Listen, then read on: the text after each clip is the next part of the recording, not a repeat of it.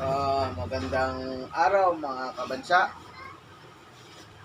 Ang ating talakayin ngayon ay ang tawag sa mga PPR fittings at kung saan ito ginagamit at paano ito gagamitin. Para kapag may bumibili, alam na nila pag na natin na talakay natin ang mga pangalan sa mga PPR fittings kasi maraming mga bumibili kabansa na hindi nila alam kung ano ang tawag sa mga fittings at saka ang gamit nito. Ngayon, ang una natin ipakilala ay ang tawag dito kabansa ay PPR na female adapter na may thread. Ayan po kabansa. Ang silbi nito, kung ang ginagampanan nitong trabaho kabansa, kapag naglilinya tayo sa mga piping natin sa may bahay, ilalagay natin sa dulo ng PPR at pwede tayo maglalagay dito ng mga outlet sa gripo, sa CR o sa lababo para matitridan natin. Kaya kailangan po siya kailangan po siya may thread. Yan ang kanyang trabaho at para malagyan ng mga gripo at saka mga outlet ng tubig kabansa. Ito ang tawag dito ay PPR na female adapter na may thread. Ayan ang itsura niyan kabansa. PPR. Ang pangalawa naman kabansa ay PPRT na with thread na female thread. Male thread po siya kabansa. Male female adapter na T. Para kung kunyari maglagay tayo ng mga uso natin ngayon na mga shower, telephone shower, pwede na po natin ilalagay dito yan. O kaya yung mga bidet kabansa. O kaya mayroon tayong idodoktong sa mga linya na may mga thread. Kunyari, may thread na linya kagaya nito, pwede natin maidoktong na maisuot kabansa. Ayan. Pwede siya isusuot. Ang tawag dyan ay PPR male na T. Male T po yan siya kabansa.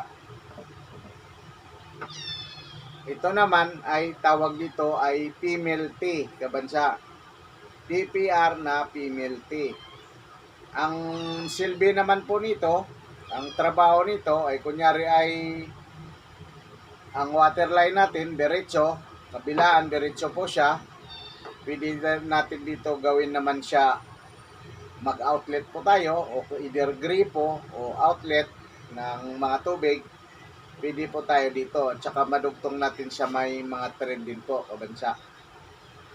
Kaya nangangailangan po tayo para may thread yan o kaya sa onion patinte pwede rin siya gamitin dahil may mga thread po yun kabansa. Yan ang tawag po na female T na PPR. Ito naman po kabansa, ang tawag dito ay male adapter na PPR male adapter 1/2. Ang pinakita po pala natin, lahat po yan 1/2. Puro 1/2.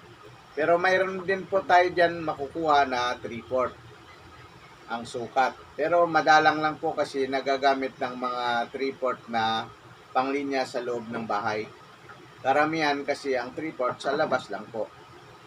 Sa papunta sa mga water tank, yan, 3/4. Pero kung sa loob lang ng bahay, waterline po natin, karamihan nagamit po natin di media. Ibig sabihin 1/2.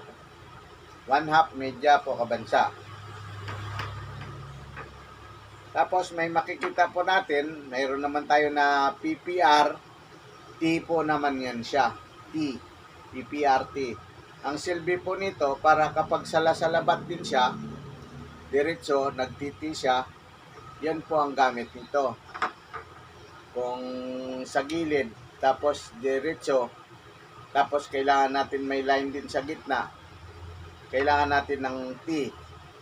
Mayroon po yan siyang sukat, mayroon siyang 1/2, mayroon din po 3/4. At 1/2, tapos 3/4 kabansa. Tapos mayroon din po tayo PPR na mga elbow. Ito kabansa, PPR na elbow, mayroon din po 1/2 nito, mayroon po 3/4. Ang gamit naman po nito, kung tayo ay paliko-liko sa PPR, kailangan natin ng mga elbow. Ang trabaho po nito para lumiko yung ating waterline po. Kaya elbow siya. Ngayon, kung mayroon tayong waterline na ang linya natin sa kabila ay 3/4, tapos sa kabila naman 1/2, mayroon po tayong elbow reducer. Ito naman po yung trabaho niya ay i-reduce niya yung 1/2 at saka i-reduce po niya 3/4. Ayan po, 3/4, ito 1/2. Ang trabaho po nito para mag-reduce ng size ng mga waterline po. Kung gusto natin malaki at saka paliit, kaya kailangan natin reducer. Sa paliko naman po yan siya. Kung mayroon naman tayo pong sa padiretso lang, nare-reducein ng 3/4, mayroon po tayong bill reducer na 3/4 by 1/2. PPR na bill reducer 3/4 by 1/2. Bakit po tinawag ito na bill reducer kabansa? Kasi ang itsura po niya parang bell po siya. Maliit tapos palaki. Itsura niya ay bill. Kaya ang pangalan nito, bill reducer, ang trabaho nito ay mula sa may media hanggang sa 3/4, i-reduce. Kung ang ating waterline ay 3/4, pwede i-reduce sa 1/2 papunta sa gripo, sa faucet, kabansa. Kaya naman ito tawag din po ito elbow reducer kasi nakasiko pa siya. Nakasiko. Kaya elbow parang siko po siya kabansa.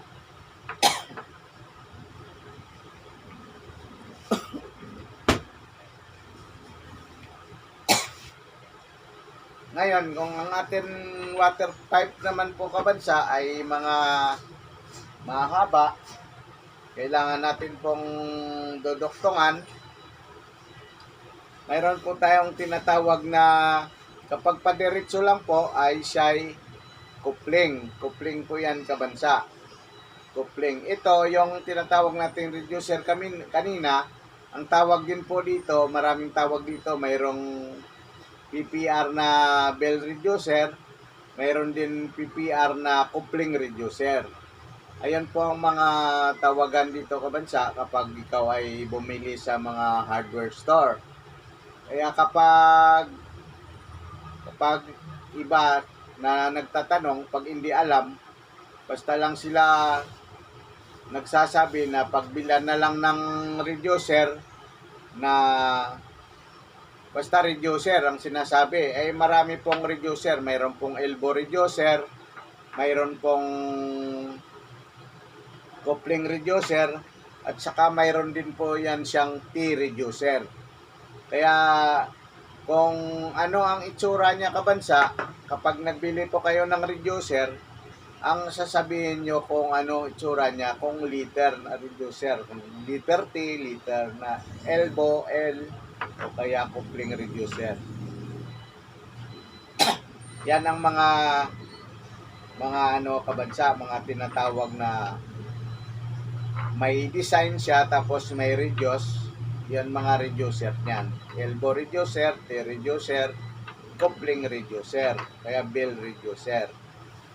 Kapag ito naman po ay kabansa, ang walang design po, padiretso lang, ang tawag po dyan ay coupling reducer.